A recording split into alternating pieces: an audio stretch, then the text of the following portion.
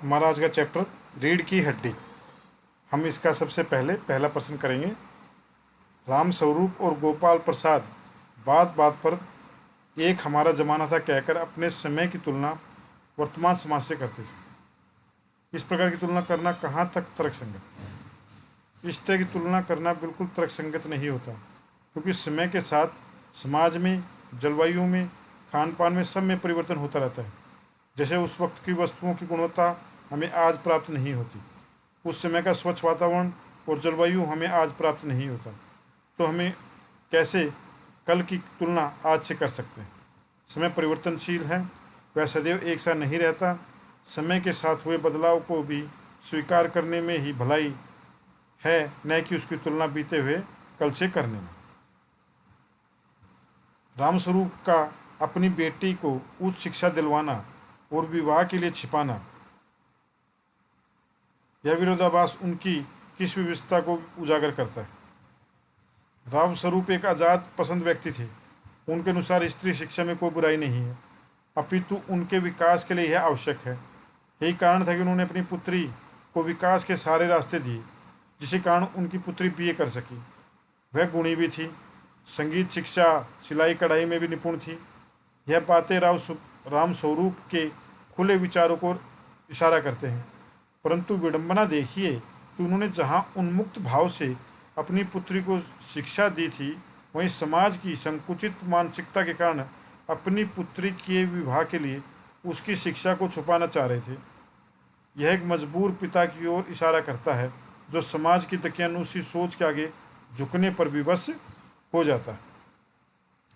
अपनी बेटी का रिश्ता तय करने के लिए राम स्वरूप उमा ने जिस प्रकार के व्यवहार की अपेक्षा कर रहे थे, वह उचित क्यों नहीं है?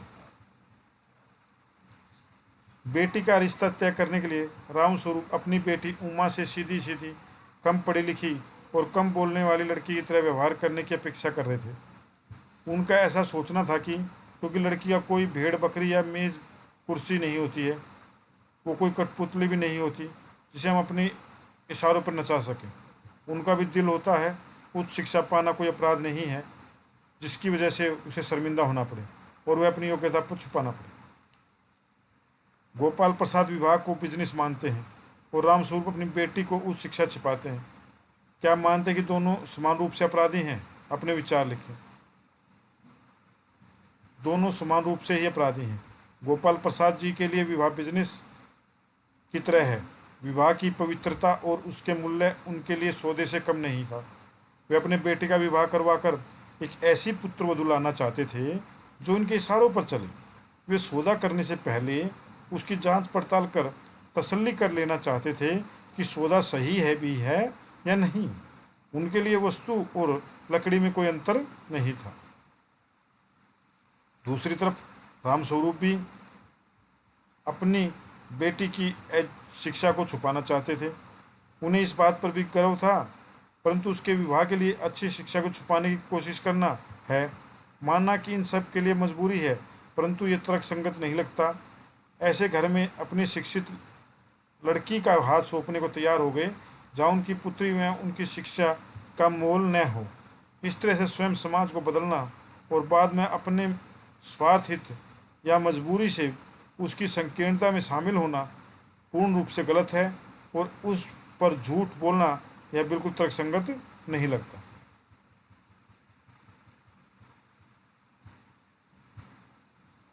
प्रश्न 5, आपके लाडले बेटे की रीढ़ की हड्डी भी है या नहीं?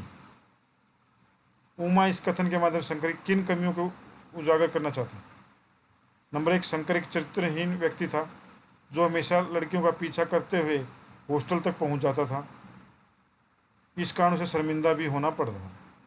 दूसरी तरफ उसकी पीठ की तरफ इशारा कर वह गोपाल जी को उनके लड़के के स्वास्थ्य की ओर संकेत करती है, जिसके कारण वह बीमार रहता है और सीधी तरह बैठ नहीं पाता।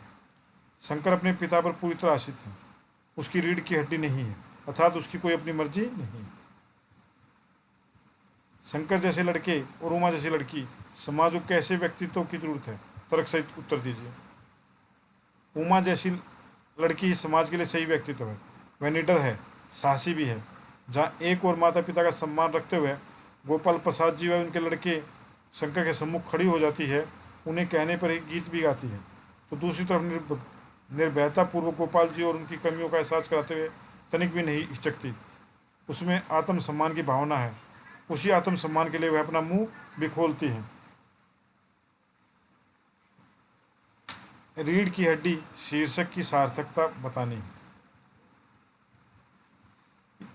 यह शीर्षक एकांकी की भावना को व्यक्त करते हुए बिल्कुल सही है। इस शीर्षक में समाज की सड़ी गली मानसिकता को व्यक्त किया गया है, उस पर प्रहार किया गया है, क्योंकि रीढ़ शरीर का मुख्य हिस्सा होता है, वही उसको सीधा रखने में मदद करता है। उसमें लचीलापन होता है जो शरीर को मुड़ने, बैठने, झुकने, कूदने में मदद करता है। इस लचीलेपन के कारण शरीर हर कार्य करने में सक्षम है। व्यायाम के माध्यम से रीढ़ की हड्डी के लिए लचीलेपन को बनाए रखते हैं। उसी तरह समय के अनुसार पुरानी रीतियों और परंपराओं को बदलना आवश्यक है। यह समय की मांग होती है। जब यह रीतियाँ या परंपराएं मनुष्य के हित के स्थान पर उसका अहित करने लगें तो वे विकार बन जाती हैं। यह एकांकी समाज में व्याप्त इन विकारों को कटाक्ष करता है। हमारा समाज इन मानसिकताओं का गुलाम बनकर बिना रीढ़ वाला शरीर वाला हो जाता है। दूसरी तरफ यहाँ शंकर जैसे लड़कों से भी यही तात्पर्य है, बिना रीढ़ का। इस प्रकार के लड़कों का अपना कोई व्यक्तित्व नहीं होता और न ही उनका कोई चरित्र होता है। ये सारी उम्र दूसरों के इशारों पर ही चलते हैं। ये लोग समाज के ऊपर सिवाय बोझे कुछ भी नहीं होते। इसलिए उमा ने इसे बिना रीढ़ की हड्डी वाला कहा है।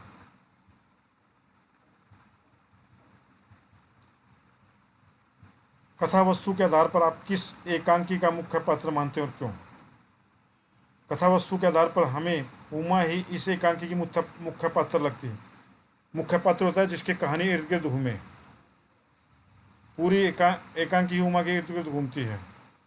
लेखक समाज की सही सड़ी गली मानसिकता को उमा के माध्यम से व्यक्त करना चाहता है। उसका सशक्त व्यक्तित्व सारे पात्रों पर भारी पड़ता है, दिखाई देता है। उसके समकक्ष कोई भी ठहरता नहीं है। जिस स्वाभिमान से वह अपने पक्ष को शंकर, गोपाल प्रसाद व राम स्वरूप के आगे रखती है, सबके होठ छिल जाते हैं। और कथा का प्रयोजन समाज में महिलाओं को अपने अधिकारों व सम्मान के प्रति जागरूक करना सिद्ध हो जाता है। एकांकी के आधार पर रामस्वरूप और गोपाल प्रसाद की चारित्रिक विशेषताएं बताइए।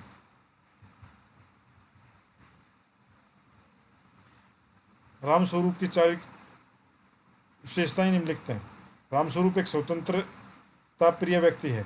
वे औरतों की शिक्षा के पक्षपाती हैं, इसलिए अपनी पुत्री को भी पुत्र के समान ही उच्च शिक्षा दिलवाते हैं। वे एक स्नेही पिता हैं।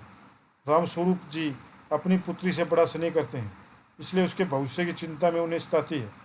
और इसी कारणवश वे अपनी पुत्री की शिक्षा भी लड़कियों वालों को आगे छिपा जाते हैं। रामस्वरूप जी समझदार व्यक्ति हैं। वे कई जगह गोपाल प्रसाद जी की गलत बातों का जवाब भी समझदारी पूर्वक देते हैं। गोपाल प्रसाद के जो विशेषताएं हैं चारित्र को देखिए। गोपाल प्रसाद एक रोबदार व्यक्ति के स्वामी हैं। वकालत होने के कारण स्वाभिमान उनके व्यक्तित्व से टपकता है। गोपाल जी एक हंसमुख व्यक्ति के इंसान हैं। बात पर मजाक करना उनका स्वभाव है। गोपाल प्रसाद जी एक चतुर व्यक्ति हैं, इसलिए अपने बीमार व चरित्र बेटे के लिए कम पढ़ी लिखी लड़की चाहते हैं ताकि वो उसके सम्मुख आवाज़ न उठा सके। इस एकांकी कहानी का उद्देश्य क्या है आपको वो बताना। प्रश्न 11 में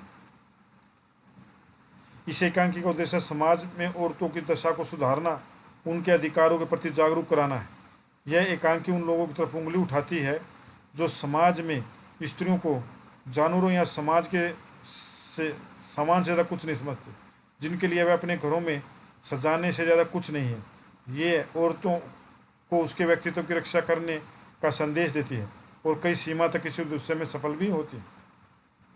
समाज में महिलाओं को उचित गरिमा दिलाने हेतु आप कौन सा प्रयास कर सकते हैं? हम उन गरिमा दिलाने हेतु निम्नलिखित प्रयास कर सकते हैं। उनकी शिक्षा के हेतु कार्य कर सकते हैं ताकि समाज में सर उठाकर अपना जीवन व्यतीत कर सकें। उनको उनके अधिकारों के प्रति जागरूक करा सकते हैं ताकि वे अपना शोषण होने से बचा सकें। समाज में महिलाओं का सम्मान भागीदारी दिलवाने के लिए प्रयत्न कर सकते हैं। लड़कियों का विवाह बिना दहेज के लिए हो, इस विषय पर चर्चा कर सकते हैं। इस प्रकार से आपका यह चैप्टर समाप्त हो जाता है। धन्यवाद। कोई भी आपकी समस्या या प्रॉब्लम हो तो कमेंट बॉक्स में लिख दें।